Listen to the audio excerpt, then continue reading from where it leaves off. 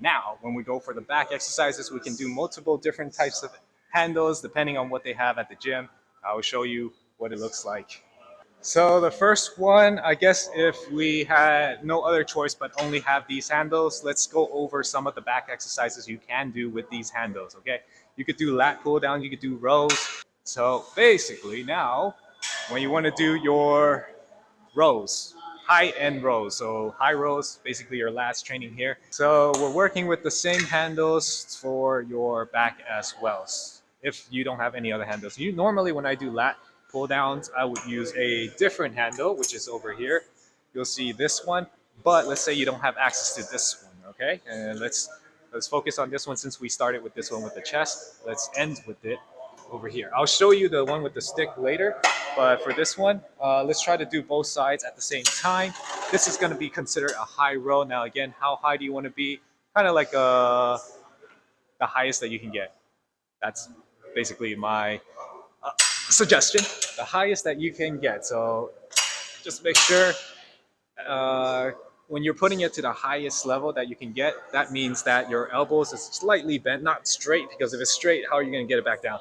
So, and not tiptoeing too much. You don't have to tiptoe to get it. Just have it a little bent, and that will be the highest point. So this, for me, is all the way to the top. And maybe some people will be a little lower.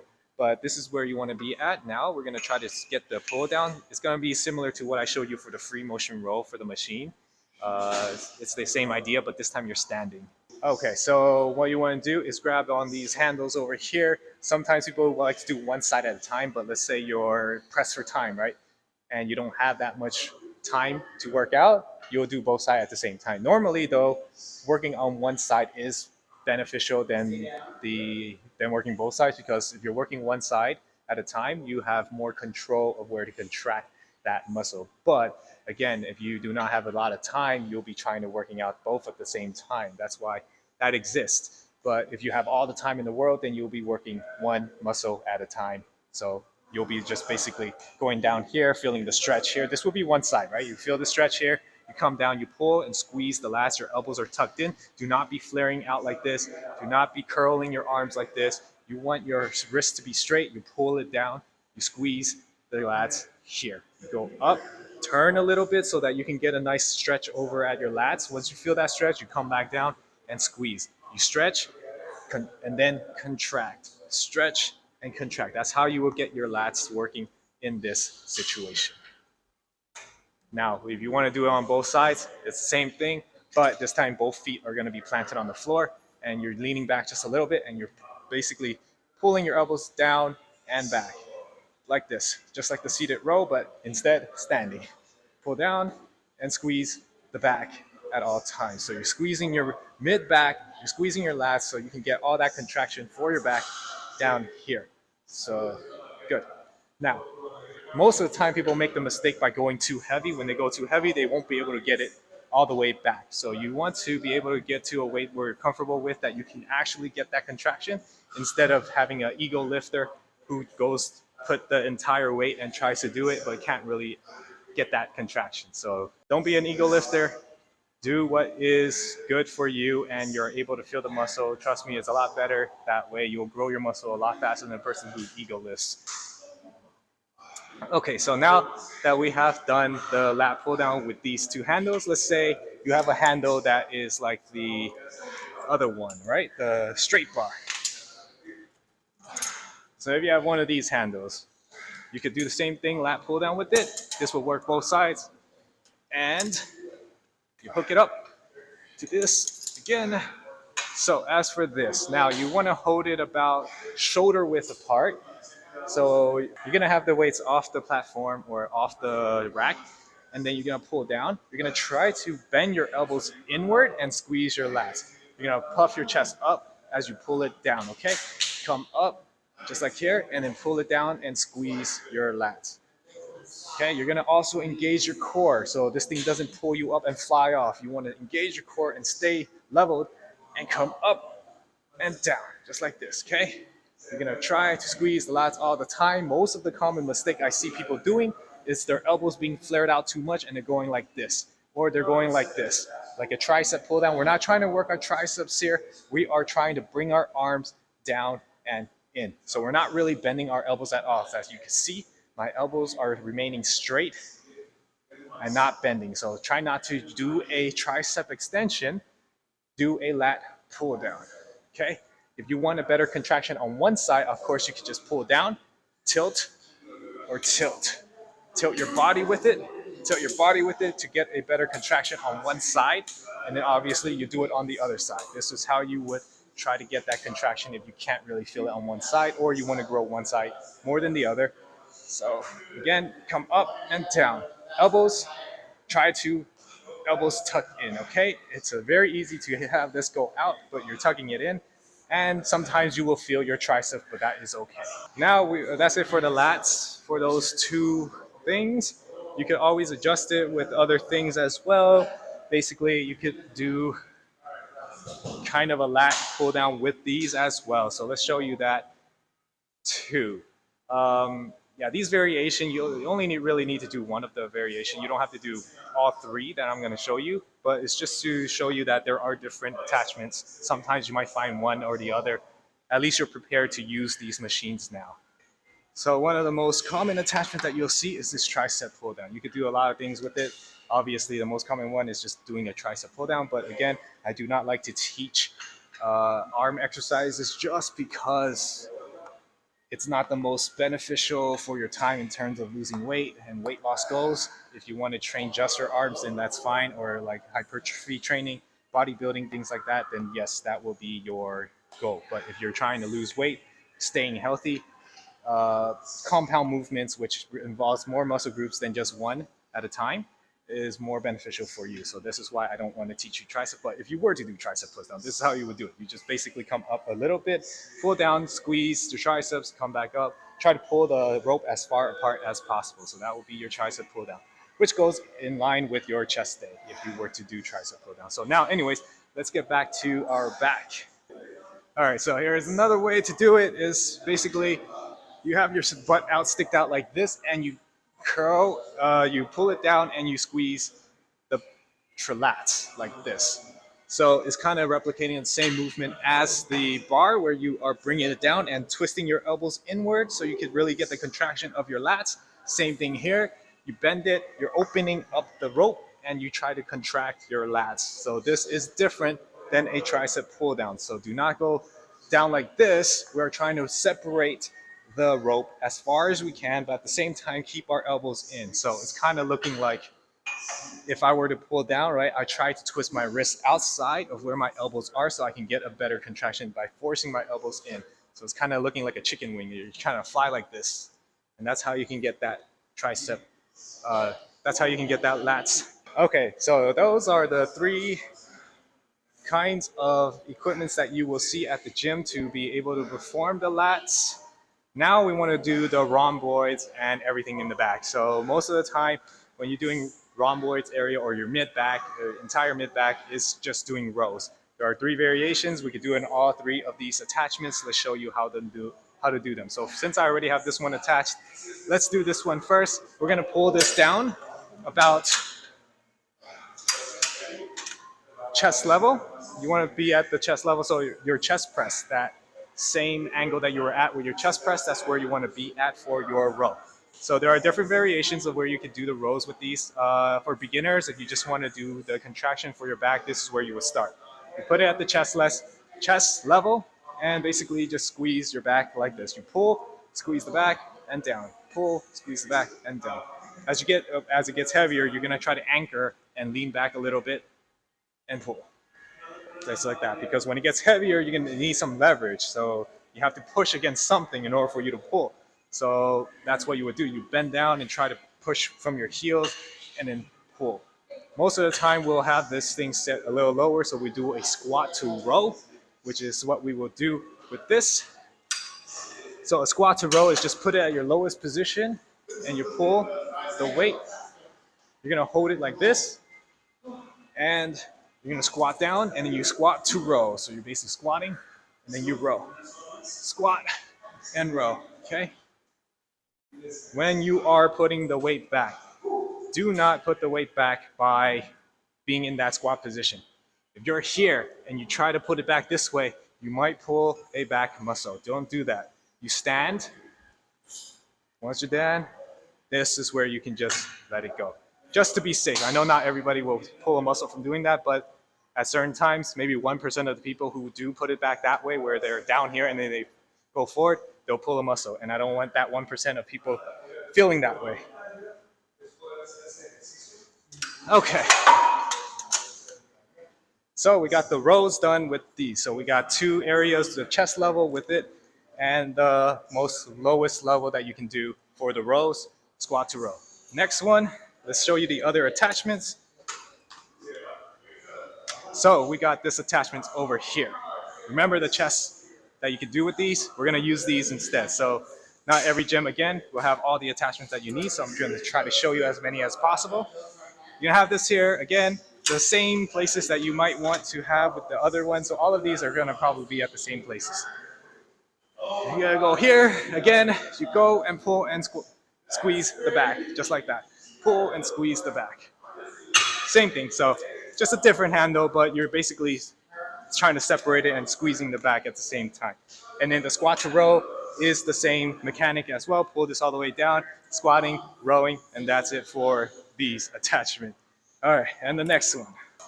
So now, let's say you only have this one, right? Or actually, you can still do it with these. Yeah, like anything that you can grab a handle with both hands, you can perform that row like the same way as any other equipments that we have done. So just be prepared for that. Like if you find something like this instead of the other ones that I just showed you, you can still perform the row. It's just that this is a little bit too short. So you might hit yourself instead of get the contraction of your back. So if you do that, right, make sure you puff the chest back and squeeze your shoulder blades so it doesn't hit your chest. So I can easily hit my chest without squeezing my back. Actually, I can't, but yeah, you gotta squeeze your back, really focus on that, and hopefully you are able to do that correctly. Now, we could do a short bar row on the cable machine. So this will be the last of what I can show you for the back. Oh, actually, no, we have to do the reverse flies with it. So for this, again, we're hooking it one at a time. So for the low row, you want to go all the way down, right? You want to go all the way down here. Just like that. Okay. And you're going to pick this up and lean forward, pull your hips back, and then you go and squeeze just like this. You're rowing it up and you're squeezing the back, right? Just like that. So the position you want to get into is sticking your butt out as much as possible. You're going to feel some tension on your leg. That's perfectly okay, but that's where you want to feel it. You do not want to feel it in the lower back. Some people, when they're bending over like that, they'll feel a lot of pressure on the lower back. Why? Because they're not using their hips. They're not using their legs. So if you use your legs, you pull your hips back, you stick your butt out, feel the hamstrings being stretched, stick your chest up, and this would be a position where you want. So how do you know you're doing it right? When you squat down and you stay in this position, the only muscle that is getting tired will be your legs. So this part right now is getting tired for me. It's like doing a wall sit, and that's how you will know you're in that correct position. If your lower back is getting tired, you're not in the position where you need to be. So you're probably doing something like this, and that's not correct. You want to bring your chest back up and squat down, stick your butt really out, keep your chest up. This will be the correct position. So once you get that position down, then you will be able to perform the deadlift with the barbell, or you can perform the row with the cable machine with just this. So you want to see it this way, where I'm up this against here. So I'm having it, and you squeeze the back as you row this. So yeah, there are better ways to do the rows. I like the squat to row better than the other variations, just because you're working more muscles at the same time than just pulling back. So whichever exercise I assign you with, you should be able to know what to do now, since I show you all of those. All right, so now it's time to learn about the reverse fly, which is basically holding it like this and then pulling and squeezing your back. So how that's gonna look like and how high you wanna be is gonna be the same thing as being your highest for your decline. So, or as high as you can get it without tiptoeing and pulling your arms straight. So, as high as you can get it, tiptoeing without pulling it straight. So now, you're gonna pull down and cross over. I'm gonna give you a different angle, but this is what you wanna be at. So you're coming down and squeeze, like this. Okay, you're gonna feel it a little bit in the triceps, but that's okay. This is a high row reverse fly. So let's get another different angle. So here is it again at a different angle. So as you see, I'm holding with the opposite arm with the opposite handle. You're coming over here, you grab it down, the other one as well, come down, and you have it at crisscross. This is gonna be your neutral position. You're not gonna be like this. This is not gonna be your neutral. This will be your neutral position. So all you have to do is go back and squeeze the back. So go down fast, squeeze, hold, then come up slowly. Down, back, squeeze, hold. So that's gonna be your reverse fly. You're gonna feel it all over in the back end as well as your triceps. So normally when you do that kind of exercise, you're gonna feel a lot on the triceps so that you probably won't even have to do tricep extension. So another angle or different position that you can get it horizontal. At first we're going kind of diagonal. Now we're gonna do a horizontal reverse fly. So you wanna put the thing, the lever all the way down to about your chest level, same thing as your chest press, but you're gonna do a reverse direction. So again, you're gonna grab it by the opposite hand, get into neutral position, and just fly it out. Instead of pulling it down like you were here, now you're just pulling it horizontally like that, okay?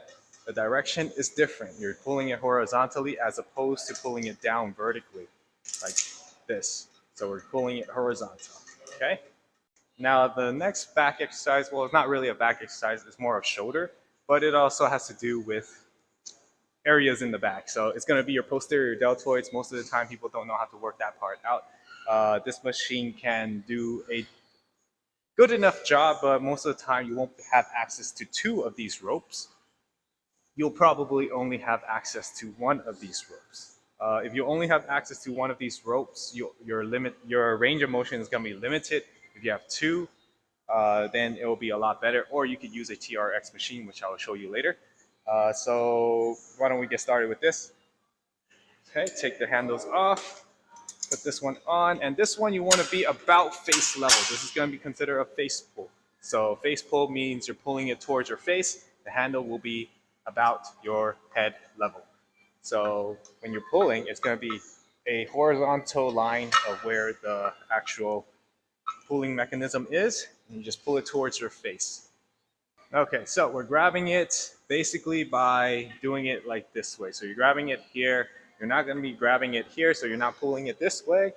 It's very important to know how the grip is for a face pull. So you have to grab it underhand like that. So it's going to be more of pulling it back and stretching the posterior deltoids like this. So you see my finger placements is pointing up. The other way, if you're pulling, your fingers are basically not gonna have a good comfortable position. So try to grab it in a way like this and pull it behind you. So what you wanna do is try to keep a 90-degree angle from your elbow to here, to your entire arm from down here. So again, we're gonna go and pull, and we're gonna hold for like a second so that you can feel the tension building up on your posterior deltoid. Even at this weight level, very light, I am still feeling it.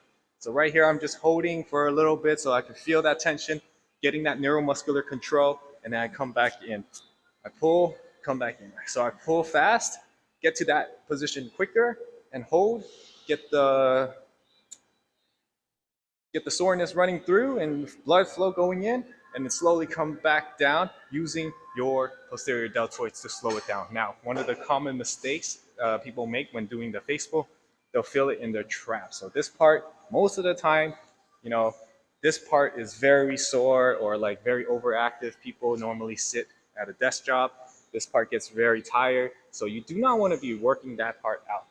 And it is very easy to be working that part out when doing the face pull. So you want to try to relax your shoulders. So the difference between using the traps, which is over here, is when you're pulling and you're shrugging. When you're shrugging up like this, you're gonna be using your traps. And you don't want to be shrugging like that. You want to be relaxing. You're gonna be relaxing the traps and just move your arms. So in order for you to practice that, just imagine just moving just your arms back and down. Move it back and down. You're not going to be moving back and up. You're moving back and down, kind of something like this, so that you can feel more of your deltoid rather than here. So this is going to be relaxed. It's going to be really hard to try to manipulate that, but as with practice, you will be able to do it. And if you need more guidance in person, I'll be able to teach you a little bit better. But through a video, I won't be able to know where the problem is or how is it originating until I see how you do it and I could correct it better. But in general, the main thing is people, when they pull, they're shrugging the shoulders, but then you got to keep those traps down. So that's how you would do the face pull. Again, face level, and you're pulling with this. Now, why is it limited? It's because when you're pulling it towards your face, you might not be able to get the furthest contraction on the back, and this metal thing will hit you in the face. So sometimes people use 2 of these things, which we have here. One of these is mine, and then the other one someone brought it. So you're gonna have like 2 of these ropes. I know it's kind of redundant to try to have 2 of these, but for the sake of trying to get the face pull correctly, you will need 2 of these. So that way you can get a better contractions, because your elbows and arms can go further back out and you can still pull. So this is very limpy because it's so light. So a little heavier. Okay, so when you have 2 of these, now you can see that I can go extend even further out, and I'm not limited by that small length of just one of them. So I can go further out, because the idea is try to get your hands out and up like this at 90 degrees so that you can feel the deltoids a lot more. So in the beginning, when we only had 1 of these, which the length is very small, we can only get it up to here instead of back here. See the difference? If we're here, and if I move it back, this metal thing comes in a little bit closer. So if I try to move my arms back with just 1, it's going to hit me in the face. So that's why 2 of these will be better. And that's why I said this face pull for a cable machine is not the most ideal case. The best case would be a TRX machine, which is over here, and you'll see it kind of often. So I know today is supposed to just be cable machines, but I do like the TRX for back exercises, just for the face pull or shoulder exercise. And you can also do rows on this as well. You can't really do too much. I mean, you could get really creative, and that will become more advanced when you start doing TRX machines. But other than that, what you could do with this, let's say the gym is very busy, and a lot of the times people are not using this machine. So when they're not using this machine, you could basically get some back exercises. So first, let's show you the face pull. So what you want to do is here, you get it as far as you can and come in a little bit, and your elbows are up 90 degrees angle, and then you're just feeling the pressure that is building up here.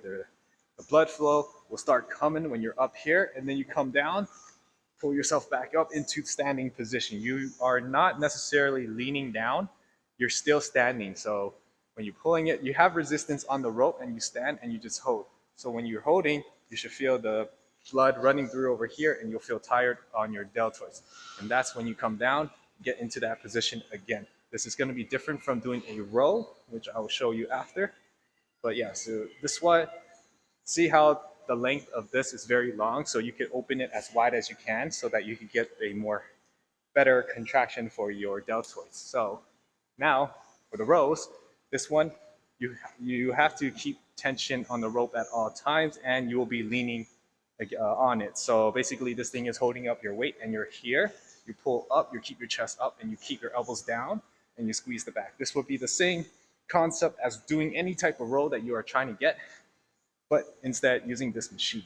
So you're rowing up and you're squeezing the back and down. So again, most of the rows are trying to work out everything in the back, your lats, your rhomboids, and everything else. So that's what you're trying to accomplish here. So any of those kinds of rows, you could just do one or any of the variation, and you don't have to do them all. I mean, if you want, you can, but yeah.